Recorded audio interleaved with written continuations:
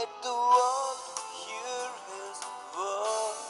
ஞானிகளை வெட்கப்படுத்தும்படி தேவன் உலகத்தில் பைத்தியமானவைகளை தெரிந்து கொண்டார். பலமுள்ளவைகளை வெட்கப்படுத்தும்படி தேவன் உலகத்தில் பலவீனமானவைகளை தெரிந்து கொண்டார்.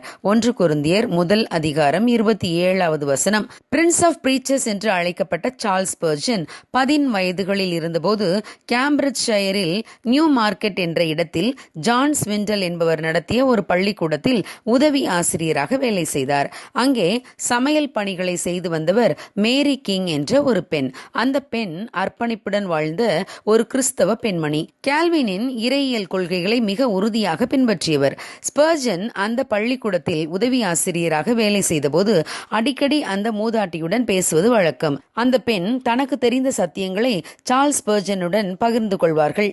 இந்த மூதாட்டியின் வேத அறிவுக்கு ஒப்பாக அந்த சிற்றாலயத்தில் பிரசங்கம் இருக்காது என்று ஸ்பர்ஜன் குறிப்பிடுகிறார். மேலும் ஸ்பர்ஜன், நான் பெற்றுக்கொண்ட அத்தனை இறையியல் அறிவையும் நான் அந்த சமையல்கார பெண்ணிடம் இருந்துதான் பெற்றுக்கொண்டேன். மேரி கிங் சபை சரித்திரத்தில் மறக்கப்பட்டு போன ஒரு கதாபாத்திரம். ஏனெனில் இந்த வல்லமையான பிரசங்கியார் சார்ல்ஸ் ஸ்பர்ஜனுக்கு சரீர பிரகாரமான உணவு கொடுத்ததோடு மட்டுமல்லாமல் ஆவிக்குரிய ஆகாரத்தையும் கொடுத்து உருவாக்கியதில் மாபெரும் பங்கு மேரி கிங் என்ற இந்த சமையல்கார பெண்ணுக்கு தான் உண்டு.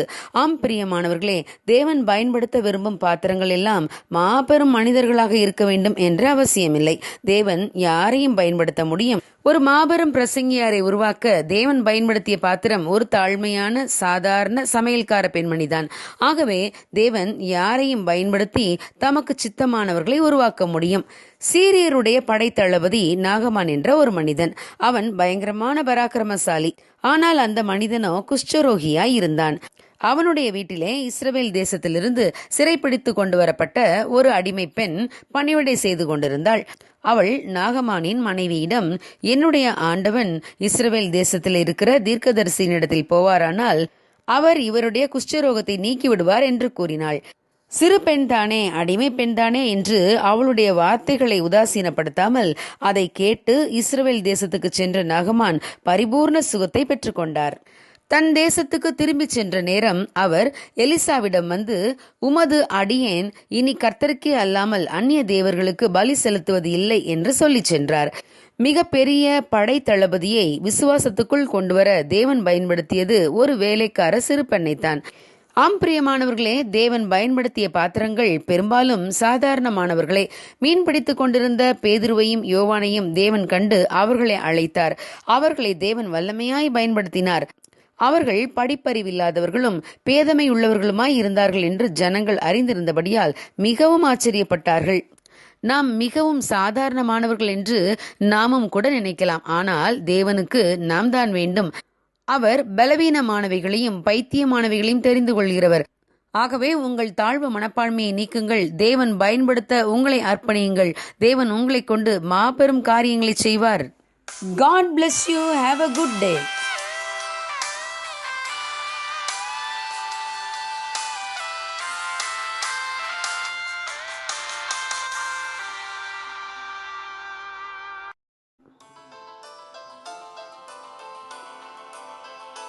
Let the world hear his word.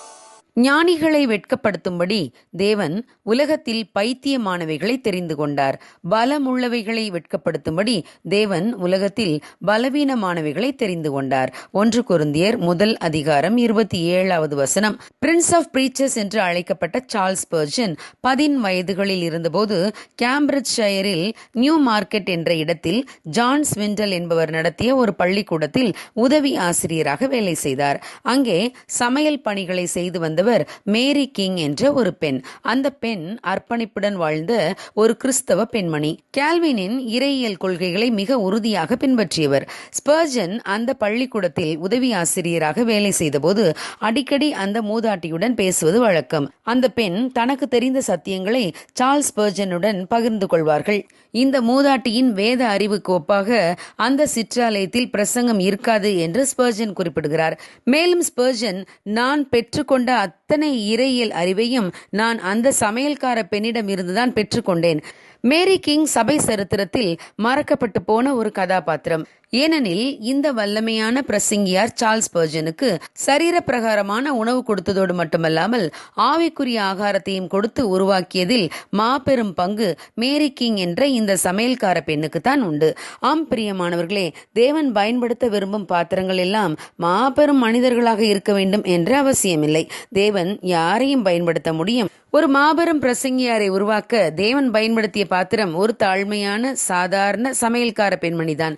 ஆகவே தேவன் யாரையும் பயன்படுத்தி தமக்கு சித்தமானவர்களை உருவாக்க முடியும்.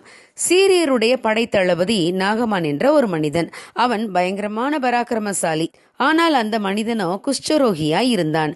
அவனுடைய வீட்டிலே இஸ்ரவேல் தேசத்திலிருந்து சிறைப்பிடித்து கொண்டு வரப்பட்ட ஒரு அடிமை பெண் பணிவிடை செய்து கொண்டிருந்தாள்.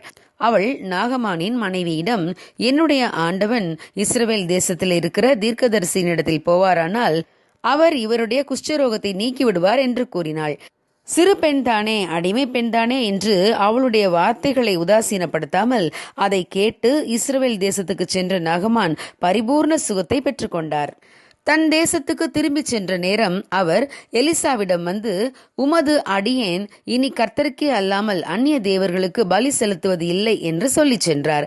மிக பெரிய படை தளபதியை விசுவாசத்துக்குள் கொண்டுவர தேவன் பயன்படுத்தியது ஒரு வேலைக்கார சிறு பெண்ணைத்தான்.